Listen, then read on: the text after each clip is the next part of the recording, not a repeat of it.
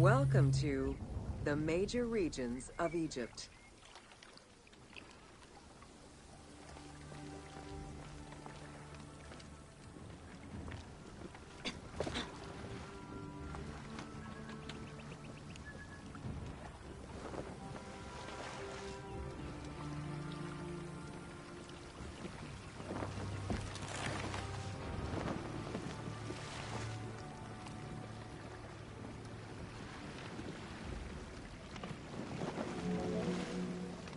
Life in ancient Egypt was concentrated along the shores of the Nile and divided into two regions. Lower Egypt was situated on the Nile Delta near the Mediterranean, and Upper Egypt was at the south reaching into Africa.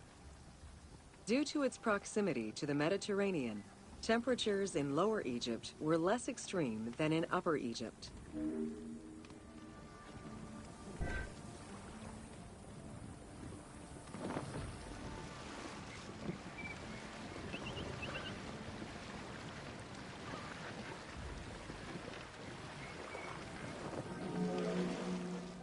Until 3100 BCE and the unification of Egypt, each region had its own pharaoh and crown. Lower Egypt's crown was red and marked with symbols of papyrus and bees. Upper Egypt's crown was white with symbols of lotus and sedge grass.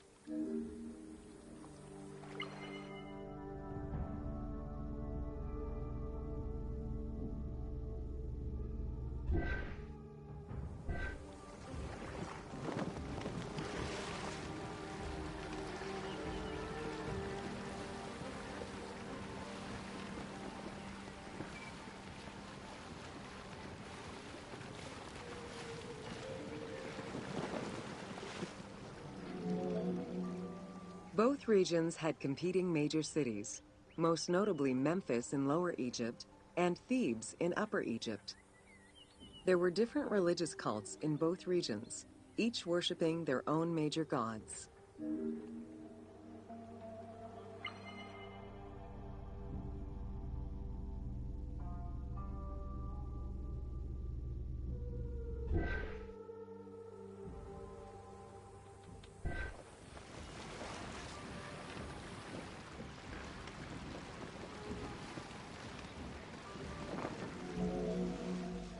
Many of the temples were designed in such a way as to represent the two regions, and ceremonies often incorporated Upper and Lower Egypt in their rituals.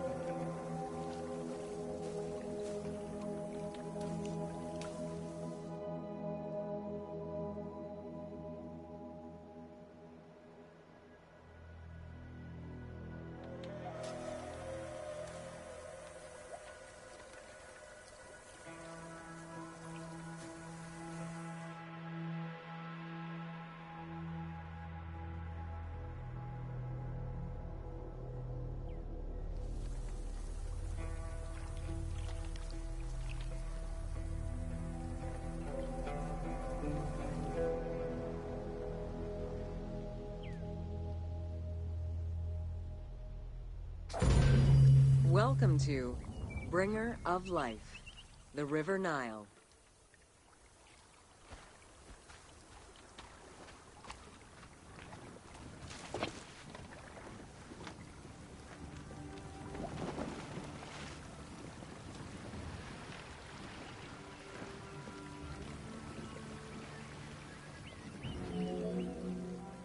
The ancient Egyptians called the dark fertile soil of the Nile the Black Lands, and the surrounding desert was referred to as the Red Lands.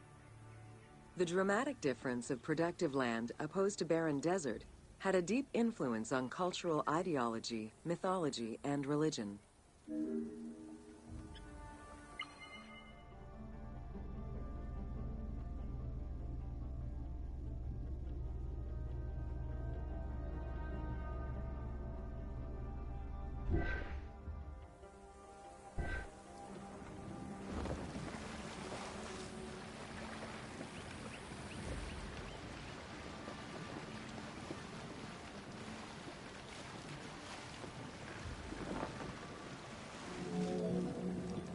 The Nile determined much of Egyptian civilization. For example, the seasonal cycle of the Nile was so consistent that ancient Egyptians created their calendar around it. The flood season, or Akhet, was when the departing floodwaters left arable soil for crops. It was followed by the growing and harvesting seasons, known as Peret and Shemu. These regular seasons, along with abundant wildlife and rich soil, meant that Egypt's denizens were able to nourish themselves and ensure their country's strength in trade.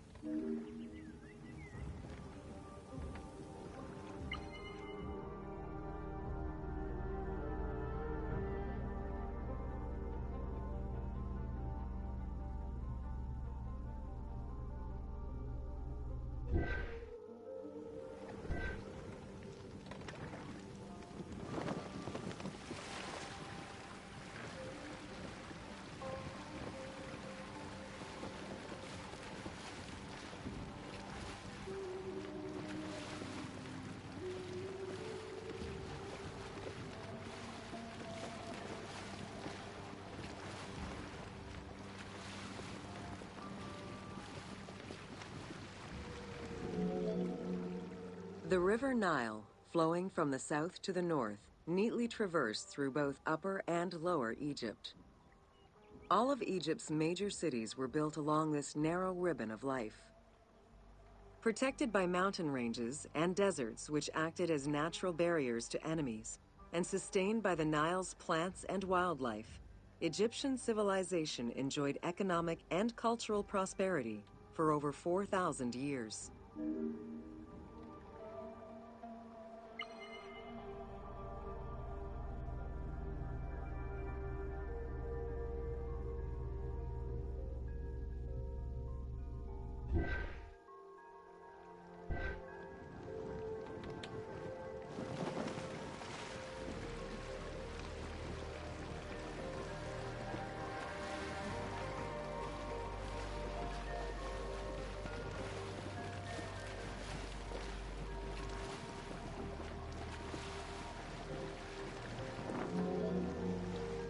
Both ancient Egyptians and ancient Greeks referred to the Nile as the river in their respective languages.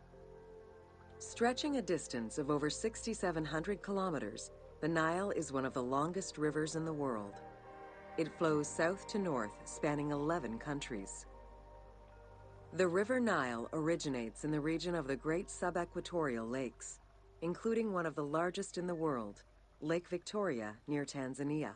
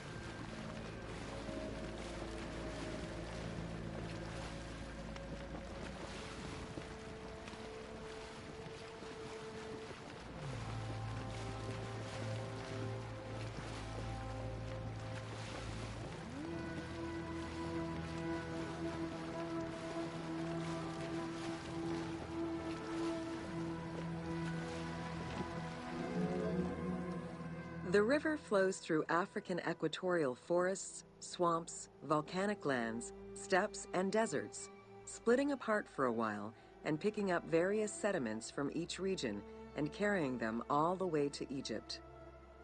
Its main artery, known as the White Nile, rejoins with the Blue Nile in Khartoum. This is where it weaves through rich deposits of silt and nutrients, carrying them along in its wake.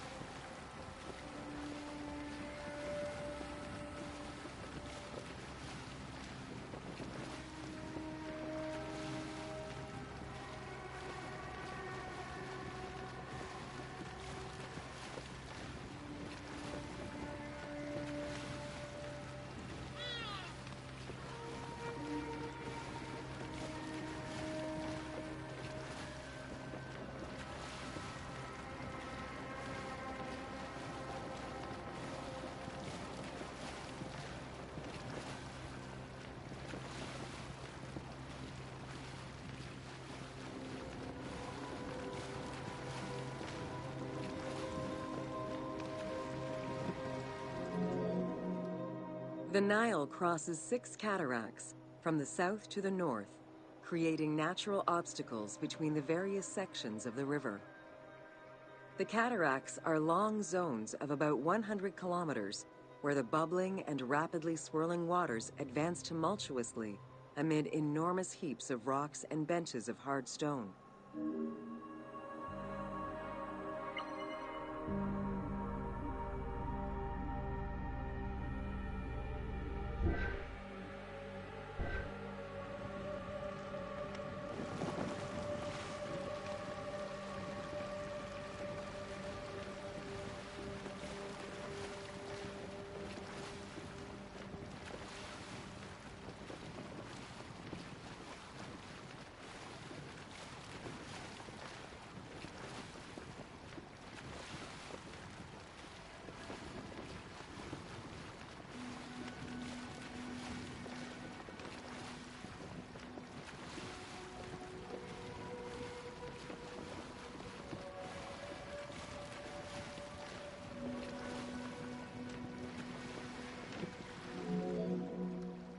It is after crossing Nubia and the First Cataract that the river officially returns to Egypt in Aswan.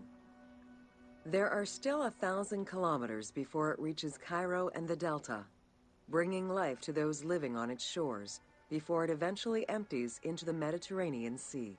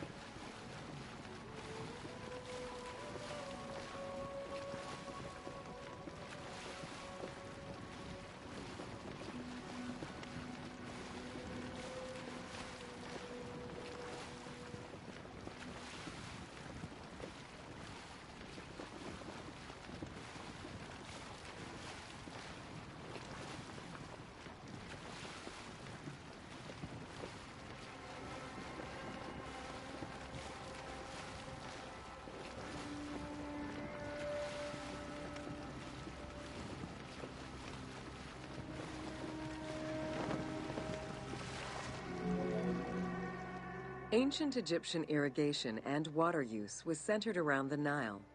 However, they also had access to streams and rivers, as well as several large lakes. The Delta, situated at the north end of the Nile, also known as Lower Egypt, is a large irrigated area where the river splits into several tributaries.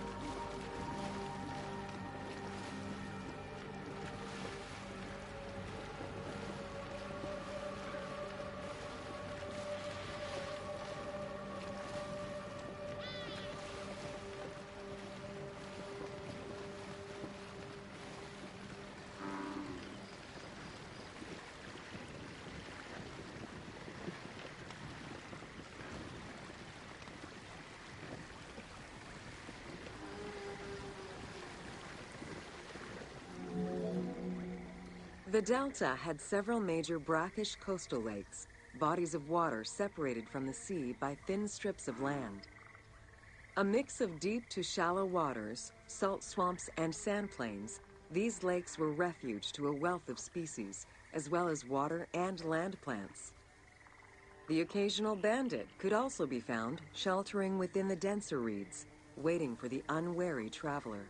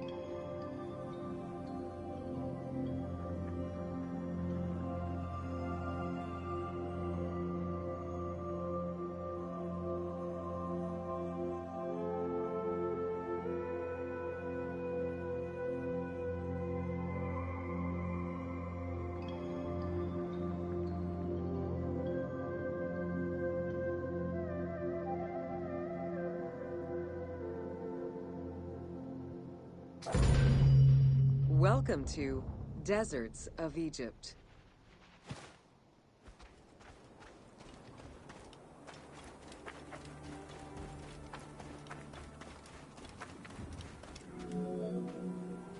Reaching out on either side of the lush Nile are the harsh, arid Western Desert and the mountainous Eastern Desert. They cover nearly 94% of Egypt. Each of these parent deserts have their own microclimate and contain several smaller deserts with a distinctive fauna and flora. Whale fossils were discovered within the depths of the Sahara. Known as the Valley of the Whales, this location is evidence of the seas which once covered the area.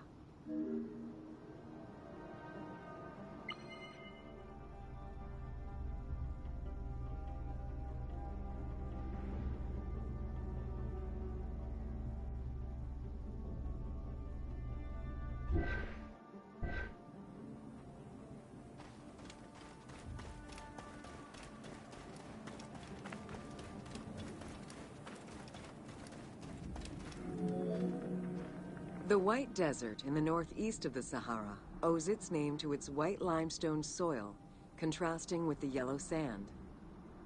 The wind has eroded the rocks of the White Desert into stone mushrooms, the most famous of which is referred to as the Finger of God.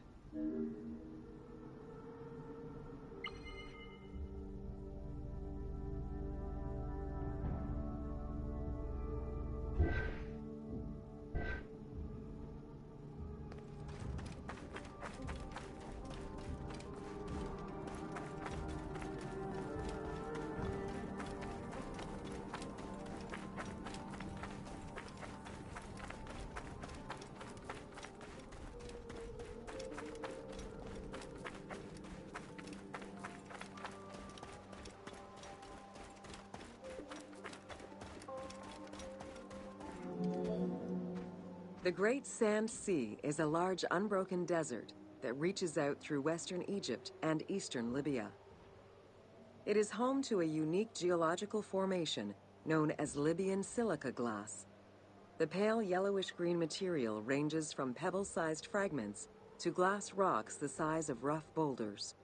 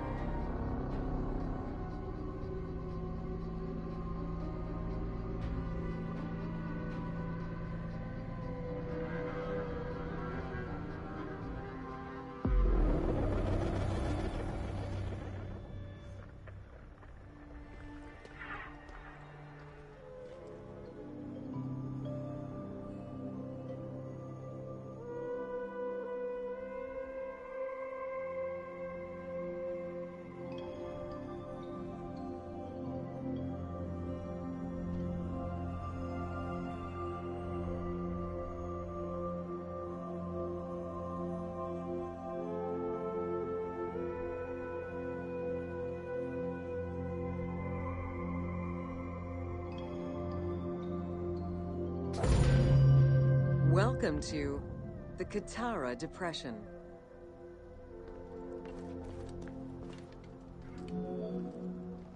The Qattara Depression is located in the northwest part of Egypt. Reaching 18,000 square kilometers, the basin is 133 meters below sea level and covered with salt. It is the second lowest point in Africa, after the Afar Depression.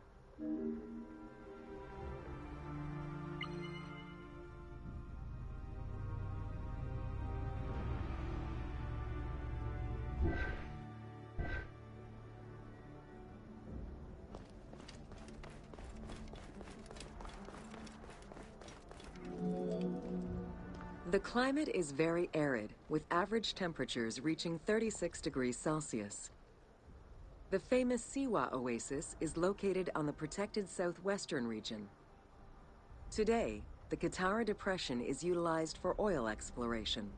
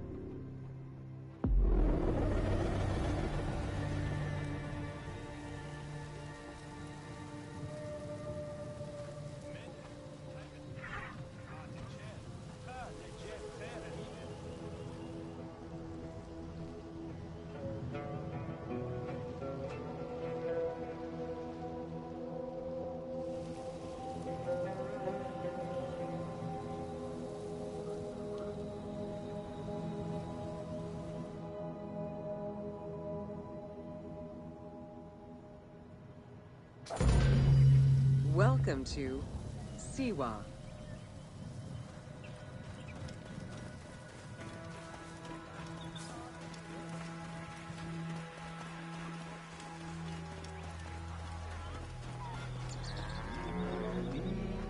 The Siwa Oasis is in the western desert of Egypt. Geographically, the Siwan Oasis is located in a depression 20 meters below sea level. Its natural springs and warm climate aided in the bountiful production of date trees. Though clearly influenced to some degree by Egyptian and African culture, the area's isolation resulted in a unique society and language. While they worshipped the same deities, Siwan temple architecture differed from traditional Egyptian temples.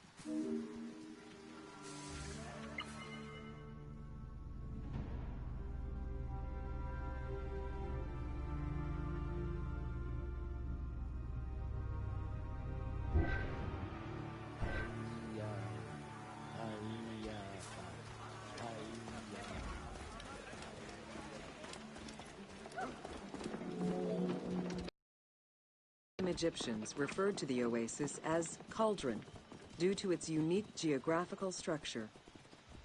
Oases were crucial for nomadic tribes and caravans. Without them, there was no chance of survival in an otherwise harsh landscape. As such, oases quickly became hubs for trade, as well as areas of political control.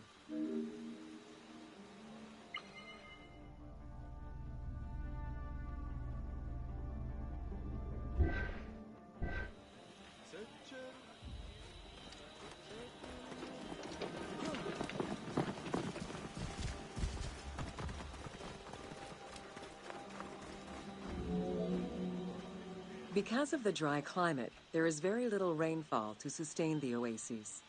Instead, underground rivers flood the natural basins. Since many oases have a north-south orientation parallel to the Nile, Some geologists suggest they were once tributaries of the mighty river. There is evidence that ancient Egyptians attempted to create some oases.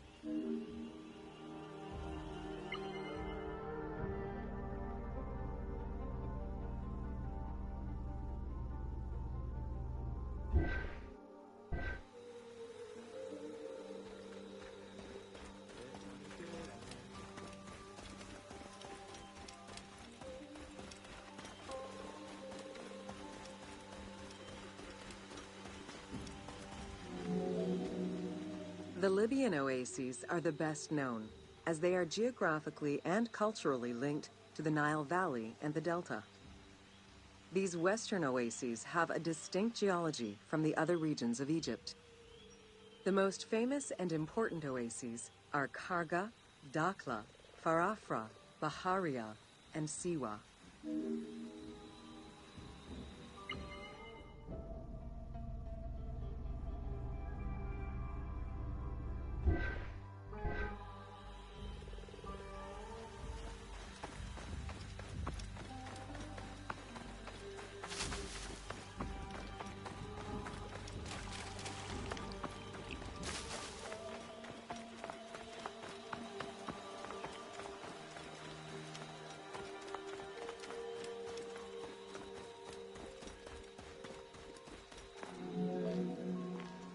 The Spring of the Sun is one of many thermal sources in Siwa, with the particularity that Cleopatra would have bathed in this one, giving it its name.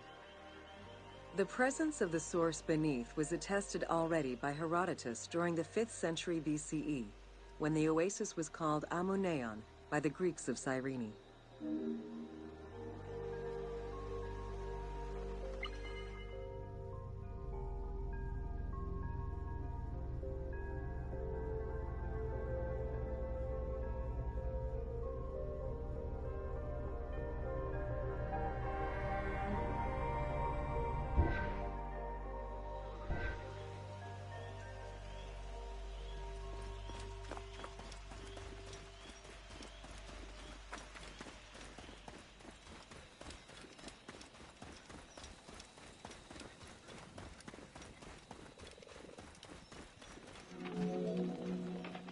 Oracles predicted the future, delivered omens that could be more or less obscure, and offered divine guidance.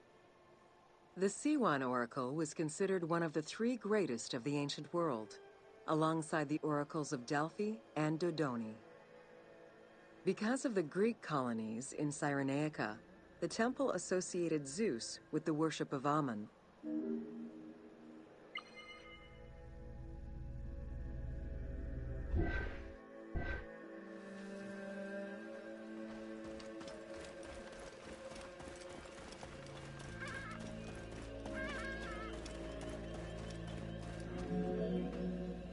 It is no wonder that Alexander the Great made the perilous journey to Siwa in order to consult the oracle, emulating the actions of mythical heroes such as Hercules and Perseus.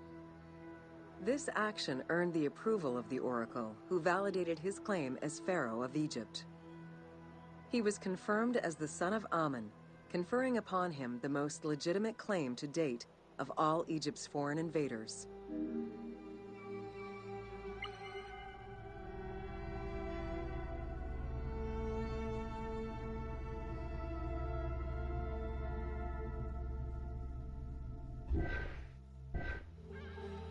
Mia Mia. William Hotep.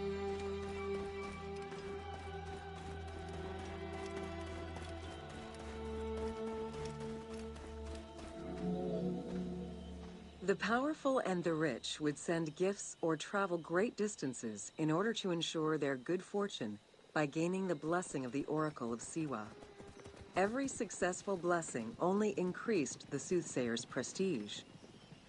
Runner Eubotus, a famous citizen of Cyrene, consulted the oracle in order to know if he would win the 93rd Olympic Games race in 408 BCE. He did, enhancing the standing of the Siwan oracle in the process.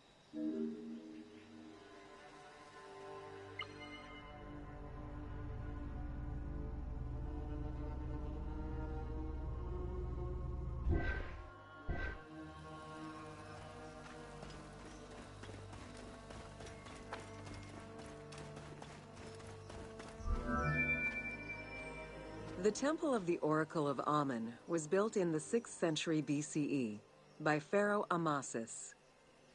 In the game, its entrance is guarded by ram-headed sphinxes, the animal representing Amun. They were inspired by similar statuary located at the British Museum. Another option would have a Greek-influenced representation of Zeus Amun, a human-headed sphinx with horns. This representation of Zeus Amun was very popular in Siwa.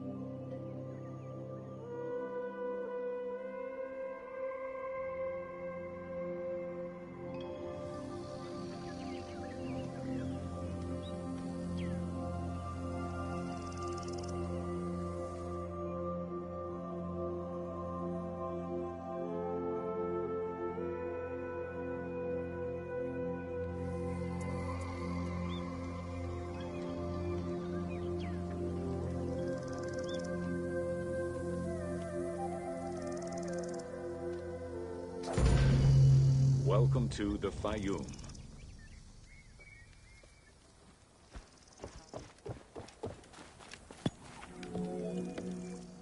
The Fayum Oasis is an enormous basin in the western desert that formed from the Nile's overflow.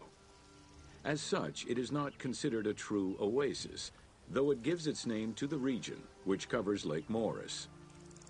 The oasis harbors some of the oldest archaeological artifacts of the region, indicating that the area has been inhabited by hunters and gatherers since the Neolithic period.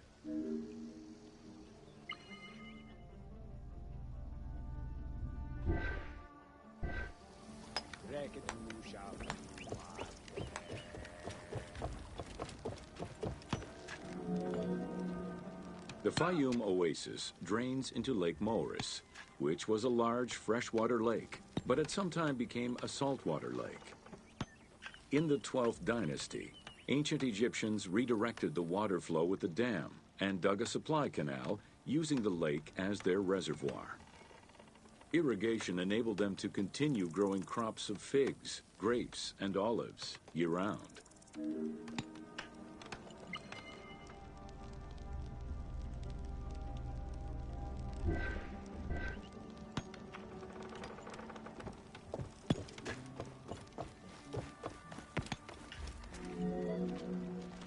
Reed boats, feluccas, triremes, and kerkeros were the most commonly found craft within the landlocked waters of Egypt. They were used for various purposes, ranging from daily fishing, trade, warfare, and travel, to the ferrying of massive stone blocks used to build the great monuments of Egypt.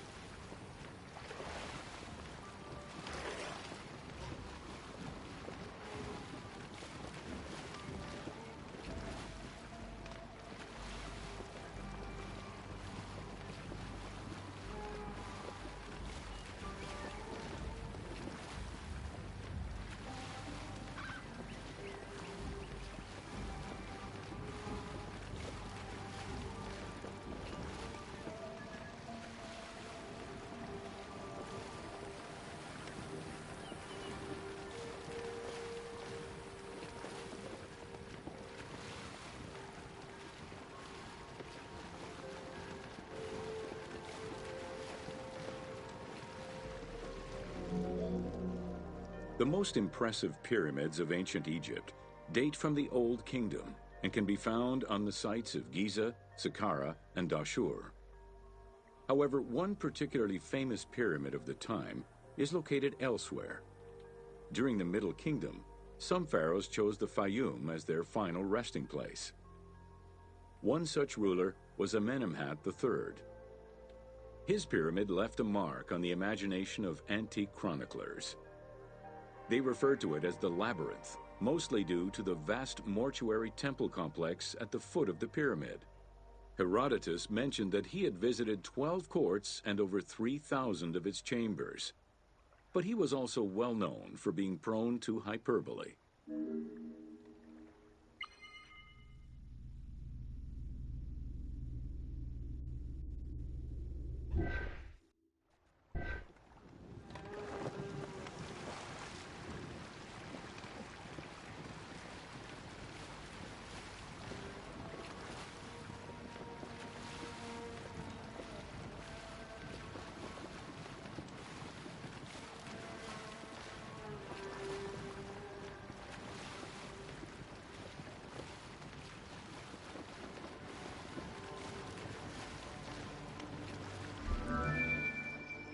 Amenemhat's pyramid was built with a brick core and covered with stone slabs, designed to be impenetrable. The burial chamber, made out of a single block of sandstone, is unique in its design. Richard Lepsius and Flinders Petrie both explored the pyramid site, measuring 385 meters by 158 meters, and identified it as the location of the labyrinth. Their research conditions were difficult, as most of the site had been submerged by the nearby canal. Furthermore, the stones from the complex and the outer casing of the pyramid had been quarried away long ago. Ubisoft decided to give life back to this lost monument and the many crypts that were said to be devoted to the sacred crocodile god, Sobek.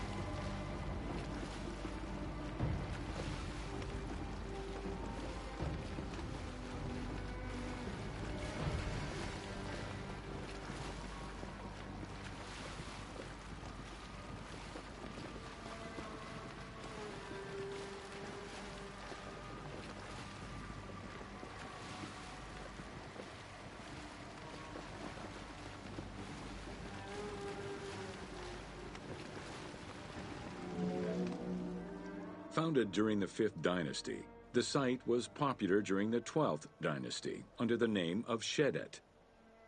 During the Ptolemaic era, the metropolis was named Crocodilopolis by the Greeks, in honor of the crocodile god Sobek.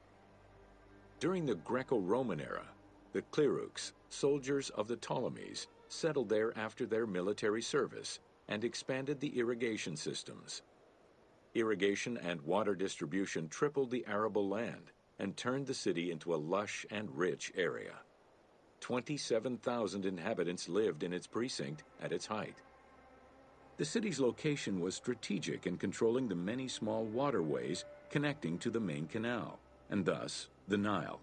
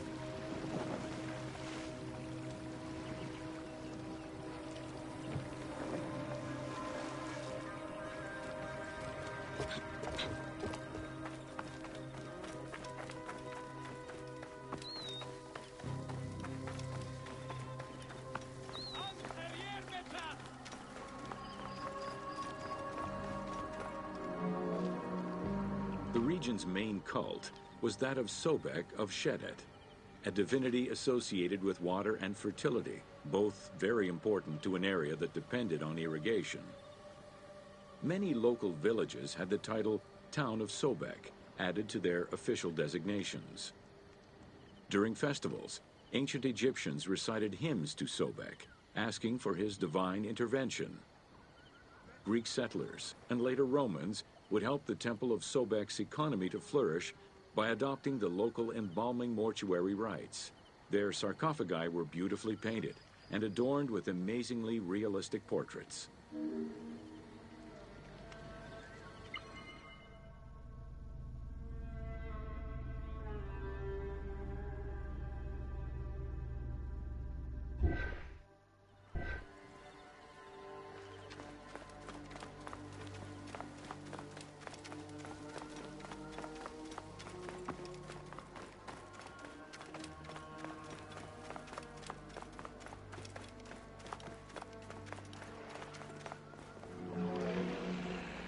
Very similar to the cult of the Apis bull in Memphis, a living crocodile was worshipped within the precinct of Crocodilopolis's main temple. Known as Sobek to the Egyptians and Sukkos to the Greeks, it was reported by Strabo that priests fed it with meat, wine, and honeyed milk. They covered its body with jewels and gold. After its death, it was embalmed and placed within the crocodile's grotto, alongside thousands of other mummified crocodiles.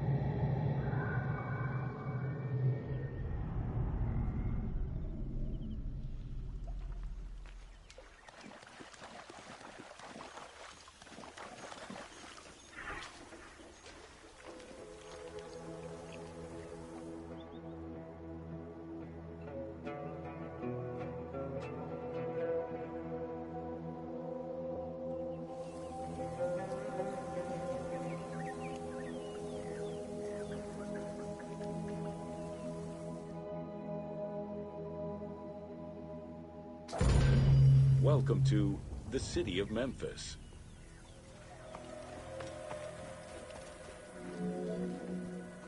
Throughout all ancient Egyptian periods, cities had one thing in common.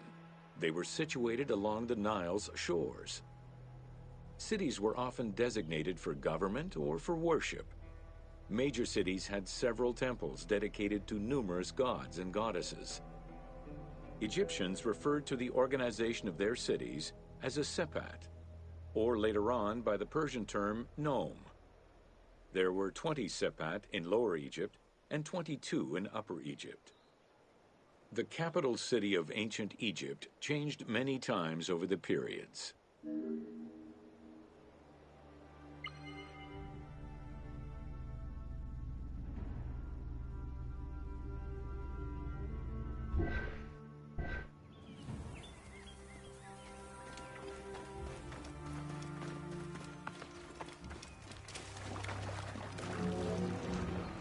One of the largest was Memphis, located in Lower Egypt. It was a key center for religious temples, including their most important deity, Ptah, god of creation. Thebes, located in Upper Egypt, competed with Memphis and featured as both a political and a religious center. Two important temples, Luxor and Karnak, were built there. A minor capital of the Sayyid dynasty was the city of Sais. This was the last native Egyptian capital of Egypt.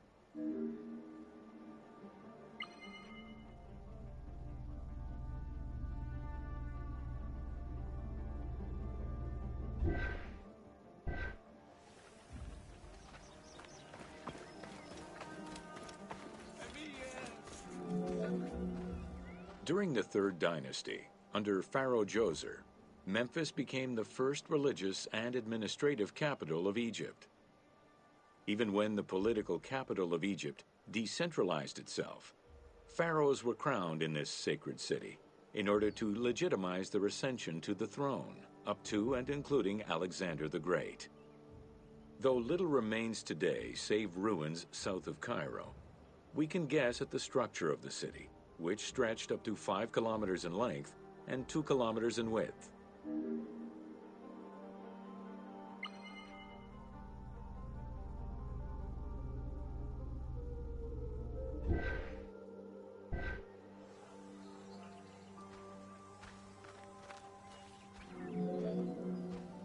Memphis was also referred to as the City with the 100 Doors, or the White Walls.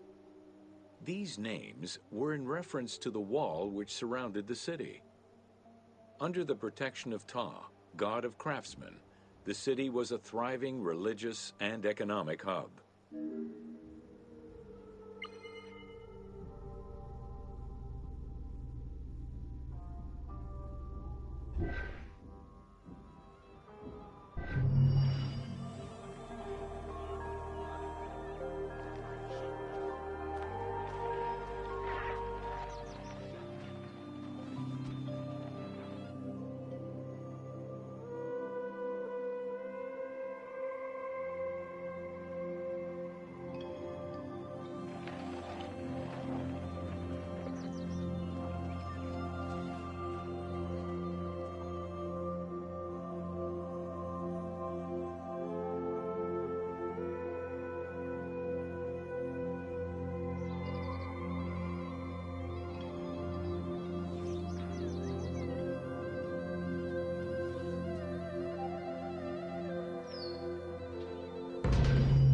Welcome to Artisans of Ancient Egypt.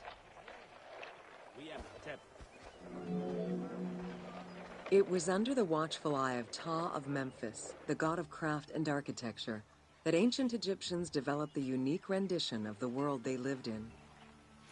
However, it is vital to understand that their view of art, and those who created it, was likely very dissimilar to the modern concept of the word. Instead of artists, the creative culture had skilled and respected artisans. The most significant categories of specialties for crafters were drawing, painting, sculpture, and metalworking.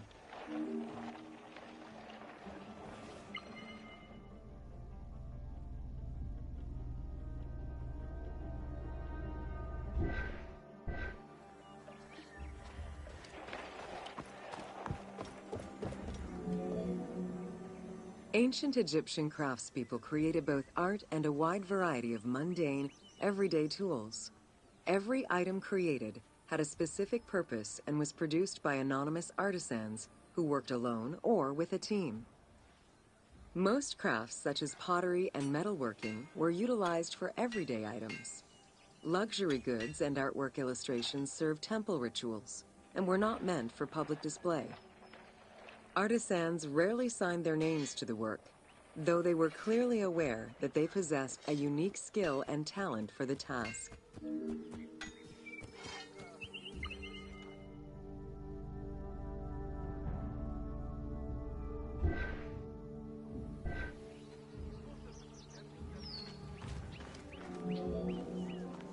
Art, in all its forms, has offered not only a practical insight into the way ancient Egyptians lived, but in how they viewed the world and their place in it. The balance of order and chaos was crucial in both the physical and the metaphysical universes. As a result, their art appears to follow a strict set of stylistic conventions that supported this worldview. From households and palaces to temples and tombs, pottery, papyrus, and textile items were essential to the everyday life of ancient Egyptians.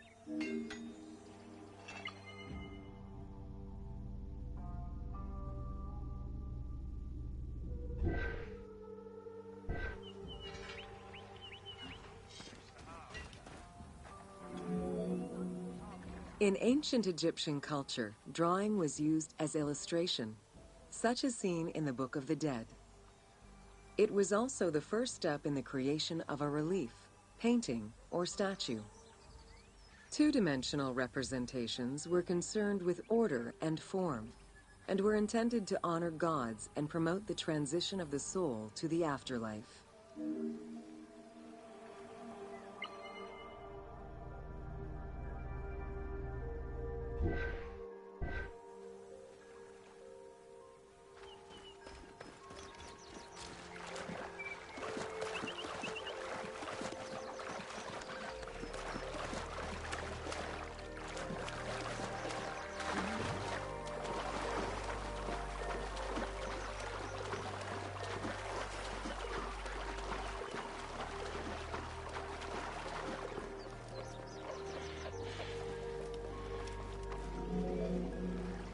Stylistically, Egyptians were concerned with the depiction of the human form's inner self.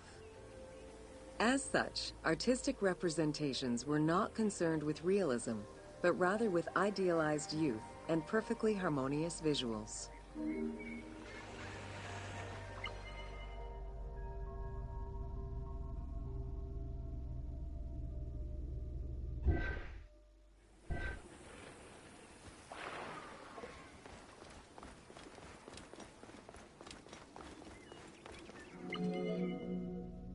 An exception to this were scenes depicting hunting and battle, where the environment and enemies moved in lively, even chaotic ways. Animals and foes were depicted piled up, as if describing chaos, with Egyptians standing in solemn, disciplined poses, bringing order to the scene.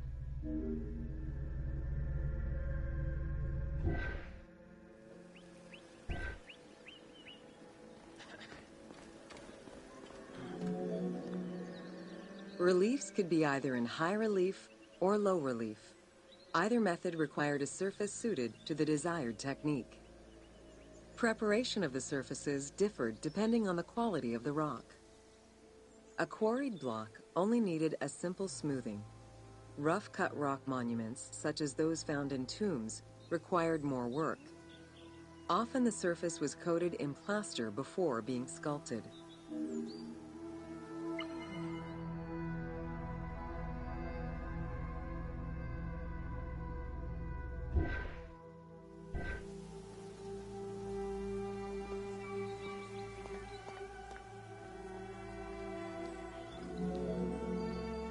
For reliefs, preliminary sketches were drawn in red, then framed with a red grid to position the elements of the scenes.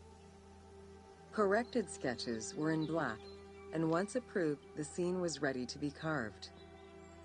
This method likely explains the name given to relief makers, the one who draws the outlines.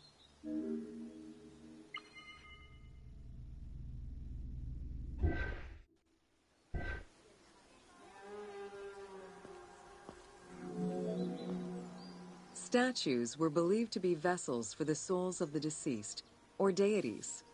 That is why a sculptor was called the one who makes it live.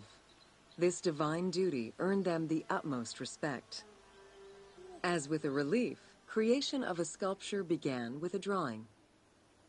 Most statues were made of quarried blocks of stone, primarily limestone, though sometimes harder stones such as quartzite were also used.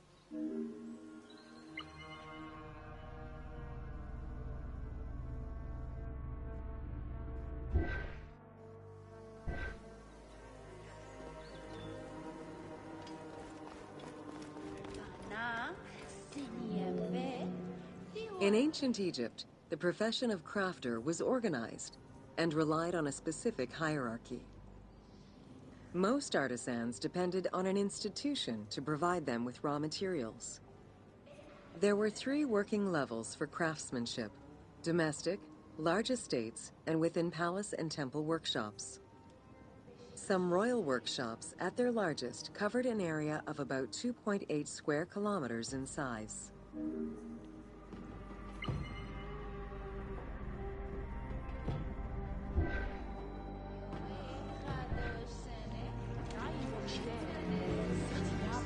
At the domestic level, most Egyptians were craftspeople to a greater or lesser extent.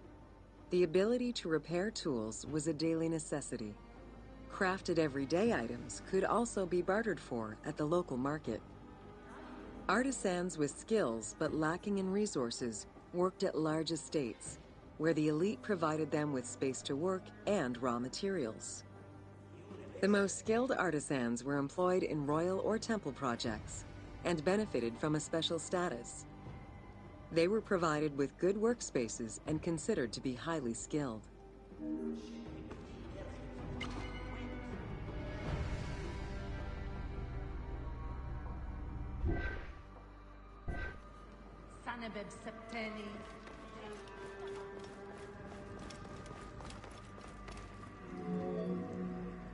An ancient text known as the Satires of Trades has a number of descriptive summaries that offer teasing glimpses into how artisans were perceived. A coppersmith was said to stink and have fingers that resembled crocodile droppings, while potters were said to be like those who lived in bogs. This view was likely exaggerated in order to highlight the most enviable position of all, that of the scribe.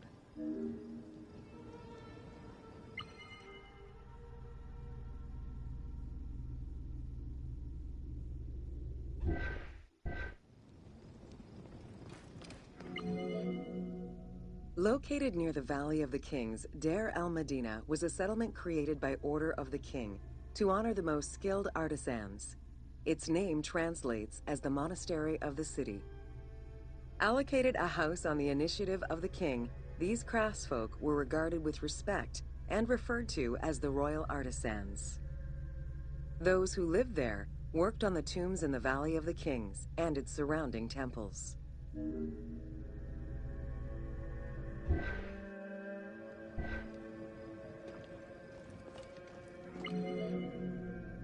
Archaeologists believe the site was home to skilled and respected artisans for over 400 years. It is considered one of the most important discoveries relating to Egyptian daily life. While much of the focus of Egyptian archaeology was on its kings and queens, it wasn't until the excavation of Deir el-Medina that Egyptologists were given a valuable window into the community life of ancient Egyptian artisans.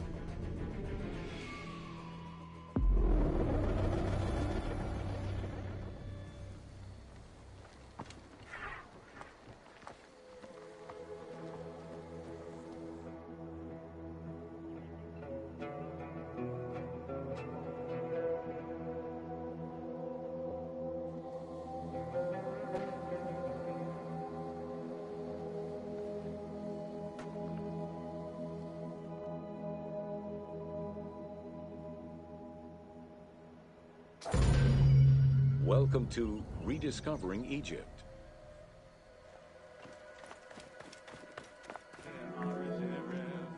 In the 19th century, the increased intensity of tourism and excavations, as well as the outflow of antiquities to other countries, threatened Egypt's archaeological heritage. Egyptians took part in this destruction by ransacking sites for artifacts to sell, quarrying stones from ancient monuments, and removing sebak, ancient mud bricks, to reuse for their own purposes.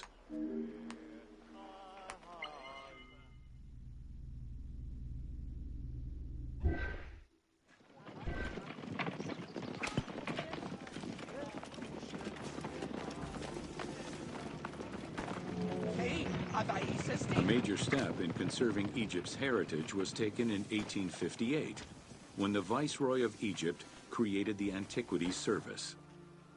Supported by a team of foreign scholars, Auguste Mariette exerted an iron grip on the service. He carried out his work across Egypt and into Nubia, intervening on almost every major site. Aware of the necessity of keeping unearthed artifacts in Egypt, Mariette requested a museum be created for that purpose in 1858. This museum was the ancestor of the Egyptian Museum.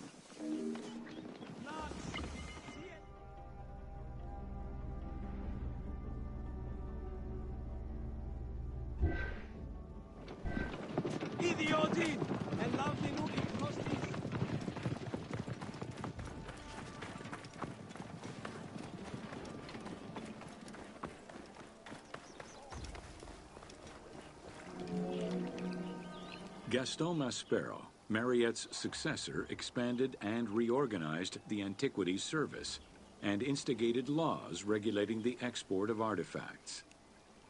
French scholars ran the service until it passed into Egyptian hands in the 1950s. As of the mid-19th century, Egyptology was fast becoming a recognized discipline within both private institutions and learned societies.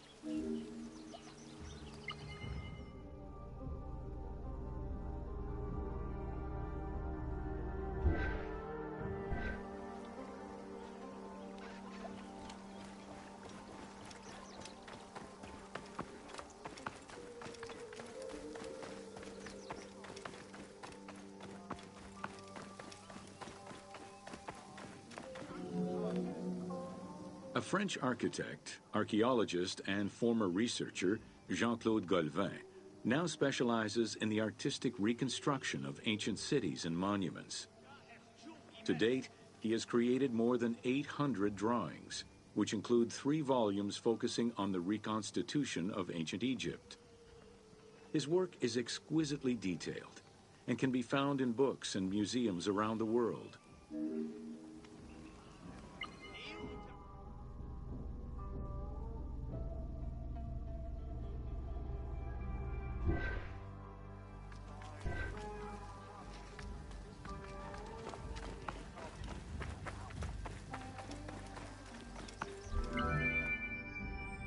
The team was thrilled to collaborate with Jean-Claude Golvin in order to recreate Egypt for the game. In the 19 exclusive watercolors he created for the team, Golvin used scientific data as the base and then extrapolated to provide a full interpretation of various locations and monuments in ancient Egypt.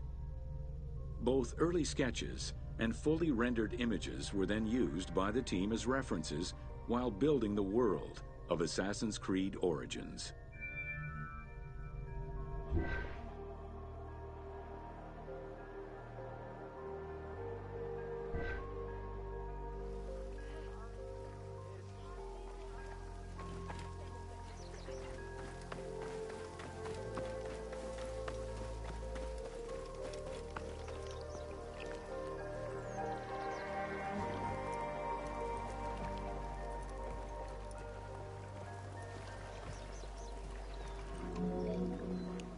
Although ancient Egypt's rich religious culture and its mortuary monuments continue to be investigated, the modern discipline of Egyptology has shifted focus.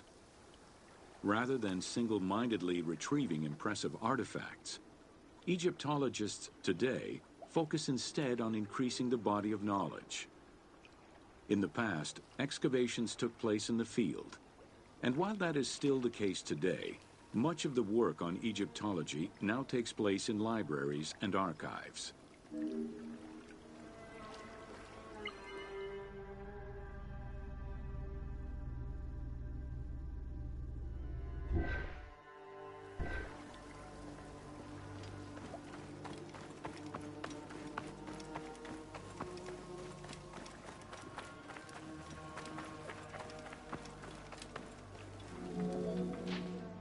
Today, archaeology in Egypt relies on an interdisciplinary approach, where traditional Egyptologists are helped by a wide spectrum of scientists from other disciplines and new, non-invasive techniques. GPS data, satellite imaging, and ground-penetrating radar allow archaeologists to gain a sense of what lies underneath the ground before excavating.